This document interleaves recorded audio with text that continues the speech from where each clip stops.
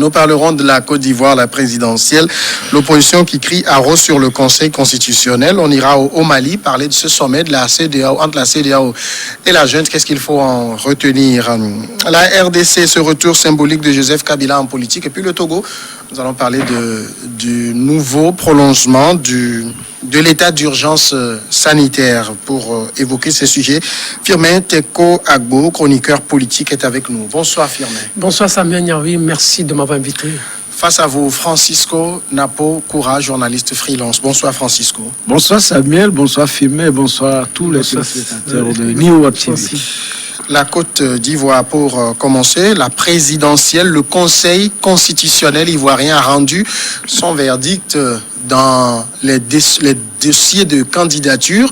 Il y avait 44 dossiers déposés au départ. À l'arrivée, le Conseil constitutionnel en a validé seulement 4. Celui du président sortant Alassane Ouattara. Il sera face à l'ancien président Henri Konan Bédié. Un ancien premier ministre, Pascal Affi-N'Guessan, également est dans la course. Et puis un ex-député, Kouadio Konan Bertin. Les 40 autres recalés, donc Guillaume Soro et l'ancien président Laurent Gbagbo, leurs partisans, contestent vigoureusement la décision. Guillaume Soro parle même d'un conseil constitutionnel manipulé.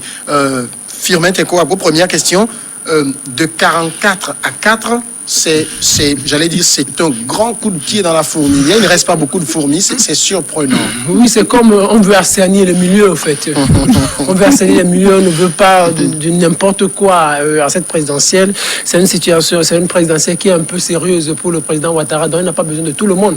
Puis c'est lui-même qui gère le dossier, donc c'est lui, il manipule tout, en fait. Donc il manipule tout en sa faveur. Et donc il est le maître du jeu et c'est lui qui décide de qui ou non va participer à cette élection. Et le Conseil constitutionnel l'a prouvé.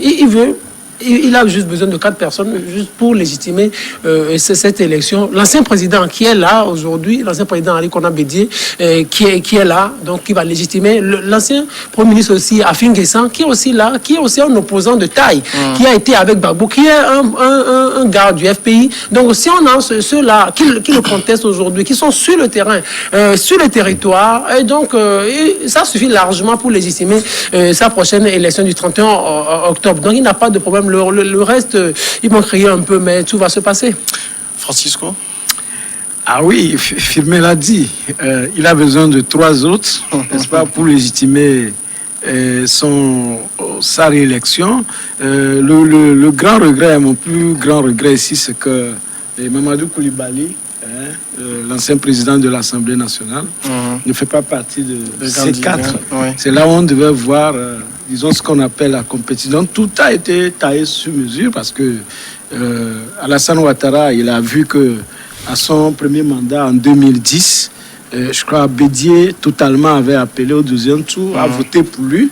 Et puis après, en 2015 également, il a été la même chose. Donc apparemment, c'est comme ils considèrent les électeurs de Bédié comme ses électeurs. Donc celui qui peut aussi un peu faire bouger un peu, qui peut un peu, sinon le jeu sera entre 3 acteurs. Il y a Pascal Affi-N'Guessan également, qui peut également aussi avoir quelques scores. Mais je dis, en matière d'élection, bon, c'est la théorie ou bien Firmin qui gagne toujours parce que Firmin dit que le gars a totalement embrigadé toutes les institutions en sa faveur.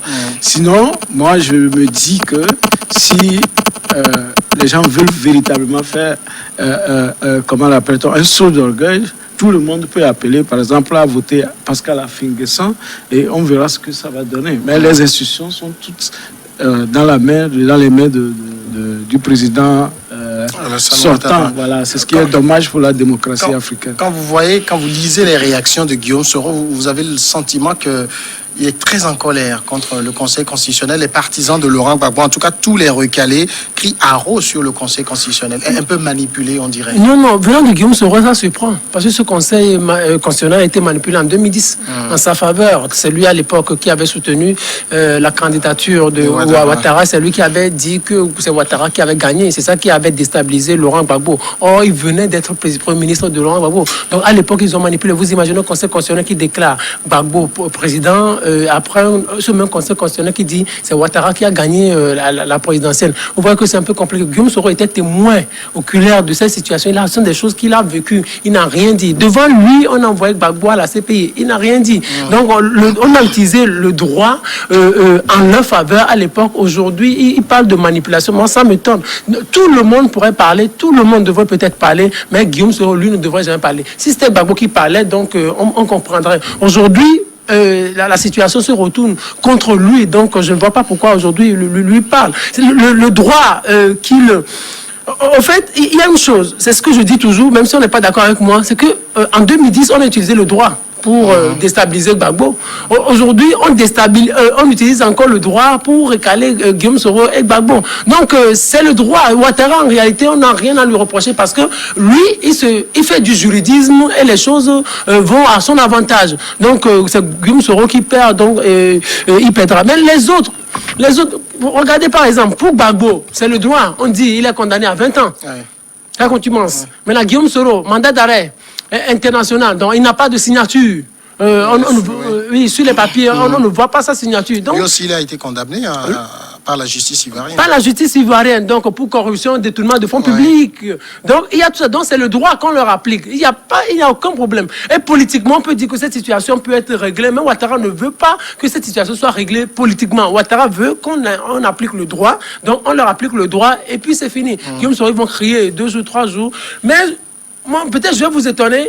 Moi, j'aurais aimé que Gbagbo ne se positionne pas. Ça aurait été une manière, peut-être une décision plus sage pour pacifier la Côte d'Ivoire. Et au lendemain de la victoire de Ouattara, c'est ce que je demande à Ouattara. En fait, Gbagbo ne s'est pas personnellement présenté. Hein. Oui. C'est EDS, un mouvement de la société civile qui le soutient, qui allait déposer sa candidature. Son avocate l'a même dit que Laurent Gbagbo n'a jamais déposé lui-même sa candidature. Oui. À ce niveau, peut-être Gbagbo aurait dit le fait qu'on ait radié son nom sur la liste. Il devrait même, son avocat même, devrait se soustraire ou faire abstraction de ce débat-là pour qu'on ne le sente pas. Et au lendemain de la victoire de Ouattara, maintenant, Ouattara joue au sage et appelle tous ceux-là, c'est-à-dire les vieux Bédié, Gbagbo, pour un dialogue là et pour redessiner un peu la carte politique de la Côte d'Ivoire pour l'avenir. Alors, ce qui est surprenant, c'est que le Conseil constitutionnel a rendu sa décision lundi, si j'ai bonne mémoire, et puis hier, c'est la Cour africaine des droits de l'homme et des peuples qui donne raison à Guillaume Soro et qui demande à l'État ivoirien de le réinscrire sur les listes électorales et de le rendre éligible. Un camouflé. Oui, tout d'abord, je vais un peu sur ce que Firmin vient de dire. La candidature de Laurent Gbagbo a servi de cautionner et comment vous l'appelez, et Alassane Ouattara également, parce que lorsque on valide Bédié et on valide Ouattara, c'est de dire que Bédié a déjà fait 10 ans, et Ouattara également déjà fait 10 ans, et donc il peut compétir, mais... Bon, Gbagbo voulait dire Gbagbo a fait 10 ans. Gbagbo a fait 10 ans, mais condamné. Est-ce que vous voyez? C'est-à-dire qu'on n'a pas dit qu'ils ont déjà fait tel nombre d'années, parce qu'il y a déjà des gens sur la liste qui maintenant légitiment, n'est-ce pas, le choix, sinon la candidature de Ouattara. Oui, ce que vient de faire la Cour africaine des droits de l'homme des peuples, c'est ce qu'on attend également de la CEDEAO. Parce que c'est le moment où jamais... Si elle est saisie, est-ce que la Cour de justice, non? Si la CEDEAO n'a pas besoin qu'on la saisisse, parce qu'elle est acteur du jeu depuis le début. Et donc, depuis que cette histoire a commencé, nous-mêmes ici, en tant que... Nous, on n'est pas politiciens, dirigeants, mais on avait déjà appelé ici que Bédié, et je dis Bédié, et Ouattara pouvaient déjà appeler, comment on l'appelle, ces anciens Bédié et puis Gbagbo, pour qu'ils s'asseyent Autour d'une table. Voilà, autour d'une table pour faire d'abord une réconciliation et laisser le pays, comme il avait déjà annoncé à la jeunesse, de laisser le pays aux plus jeunes. Maintenant, depuis que Ouattara a décidé de remplir, personne, la CEDEAO n'a rien dit, et aujourd'hui c'est la Cour africaine des droits et des peuples qui envoie un courrier, une nouvelle décision, et c'est fait selon ce qui avait été déjà dit. Parce que la Cour avait déjà demandé à l'État de la Côte d'Ivoire d'abandonner, n'est-ce pas, sinon d'annuler le mandat d'arrêt. Et c'est au nom de ces mandats d'arrêt que, comment l'appelle-t-on, la candidature de Soro a été rejetée. D'accord? Parce que c'est l'élément fondamental sur lequel on a rejeté la candidature de Soro.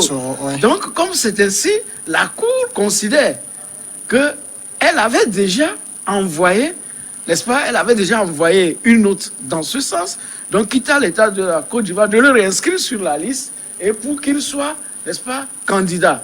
Mais on connaît la Côte d'Ivoire, lorsque ça arrange les pays, on dit que on a une certaine souveraineté, mais lorsque ça n'arrange pas le président fondateur, et on dit non, que nous avons notre souveraineté. Bon, d'autant que la Côte d'Ivoire, il y a quelques mois, c'était toujours dans le dossier Guillaume Soro, où la Cour africaine demandait que Guillaume Soro, sa condamnation, son mandat d'arrêt soit levé. Et que ces 19 partisans mis en détention soient relaxés. Voilà. La Côte d'Ivoire avait retiré sa déclaration de compétence à la Cour. Oui, justement, donc, elle ne se sent aucunement liée. C'est ce qu'on est en train de dire. Si la Cour avait applaudi Alassane Ouattara, il n'allait pas retirer. C'est ce que je dis. Lorsque ça les arrange, on dit on accepte, mais quand ça ne les arrange pas, ils parlent d'une certaine souveraineté. Et c'est ce qui n'est pas normal de continuer à sélectionner l'eau chaude dans l'eau froide. Quand vous prenez le profil des 4 candidats validés, il y a Alassane Ouattara, même si sa validation est très contestée, mais on a validé le dossier de Henri Konan Bédié. Et on a validé le dossier d'un transfuge du PDCI, Kwadio Konan Bertin. C'est comme la logique. Vous avez Henri Konan Bédié PDCI, vous avez un transfuge du PDCI, donc il va amenuiser les voix de Henri Konan Bédié. On valide la candidature de Pascal Afin Guessa, donc le FPI plus les gens voteraient pour lui, ça amenuiserait les voix de Bédié. Mais il y avait aussi un transfuge du RHDP de Ouattara qui a été invalidé. Donc Ouattara s'offre en quelque sorte une roue libre alors qu'il essaie d'amenuiser un peu les voix de son principal challenger. Non, Ouattara, je pense que Ouattara, et c'est ce que je dis, on n'a en fait rien à lui reprocher. Parce que Ouattara joue vraiment l'intelligent, et il est intelligent politiquement, surtout ces derniers temps. Quand on voit par exemple, même avant même d'arriver à votre conclusion ou à votre développement, regardez par exemple, quand on parle du fichier électoral, de façon scientifique, c'est en sa faveur. C'est en sa faveur. Donc, si on va aux élections comme cela, Ouattara sort gagnant. Et mais regardez, sur le terrain aujourd'hui, sur le terrain, Afin Guessa, sur le terrain, Bédié, sur le terrain, le transfuge, par exemple, ce député.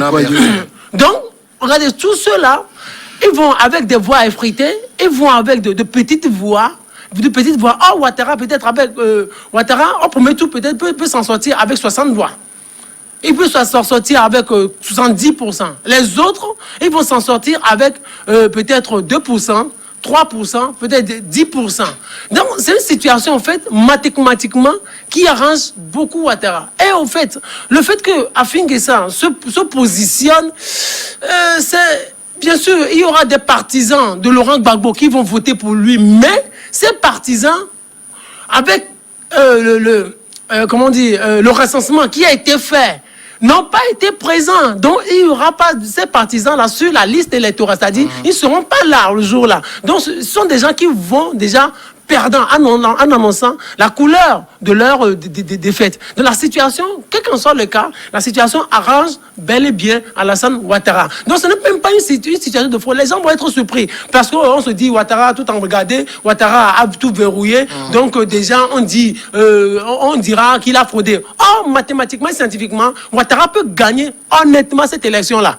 Il peut gagner honnêtement parce que les chiffres, scientifiquement, sont en sa faveur. C'est ce que les gens ne comprennent pas. C'est ce que je dis. Mais en même temps, de la Côte d'Ivoire, sous Ouattara, vous vous rappelez, quand vous prenez toutes les élections qu'il y a eu, on n'a pas l'impression que Ouattara a eu une grande adhésion populaire. Hein. Moi, je me rappelle encore son référendum de 2016, il y avait à peine une trentaine de pourcentage de participation. Malgré toutes les réalisations qu'il fait en Côte d'Ivoire, cette adhésion populaire semble lui manquer. Non, vous savez, il y a les gens ne comprennent. Ouattara, on l'a détruit sur le plan de la popularité depuis au début des années 2000. Le concept d'ivoirité. Le concept d'ivoirité. C'est ça qui l'a toujours détruit. En 2010, n'eût été l'intervention de la France, Ouattara n'aurait jamais été président. Et regardez aujourd'hui, avec le recensement qui a été fait, le fait que les gens s'en soient abstenus, ce sont des choses qui lui profitent au fait. Non, mais le dernier recensement, je pense que toute l'opposition unanimement avait appelé ses partisans à aller se faire enrôler. Non, il y a des gens qui sont... Non. Philbert, je voudrais qu'on soit sincère en matière d'élection. Il y a bien sûr le fichier électoral.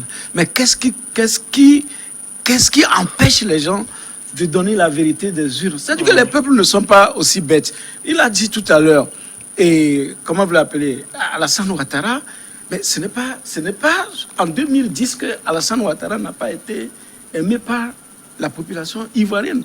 Ça date du temps de Houphouët lorsqu'il a été nommé Premier ministre pour la première fois pour redresser l'économie de la Côte d'Ivoire.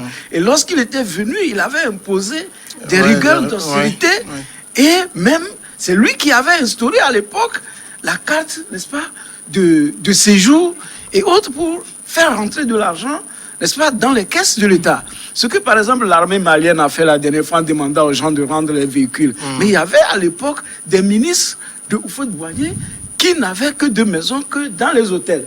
Aux frais de l'État. Les gens avaient des dizaines de voitures à leur disposition. Donc, il avait fait rentrer tout ça là. Donc, il avait vraiment fait que, bien sûr, économiquement, il a appliqué, mais sur le plan social, et il a perdu. Donc, c'est tout. Il est considéré comme monsieur trop austère. Voilà, c'est ces cartes de séjour-là qui ont été renforcées par le problème d'ivoirité qui, aujourd'hui, continue. Donc, quand on prend sur le terrain, même les gens qui vont aller s'enrôler au moment où l'opposition n'a pas donné sa voix d'aller s'enrôler, dans ce qu'on appelle la misère, bien sûr, Ouattara a travaillé. Mais lorsque vous posez la question aux Ivoiriens, on ne ressent rien dans le panier de la ménagère. D'accord. On ne ressent rien dans le panier de la ménagère. Donc, ce qui dit que même si on va aux élections dans cette configuration de liste électorale, il se peut que Ouattara perde. Donc, d'où le verrouillage à outrance de l'appareil électoral. C'est ce que... Non, c'est la vérité. Je suis pas totalement d'accord avec vous. La première pause, si vous permettez, pour tout de suite la pause.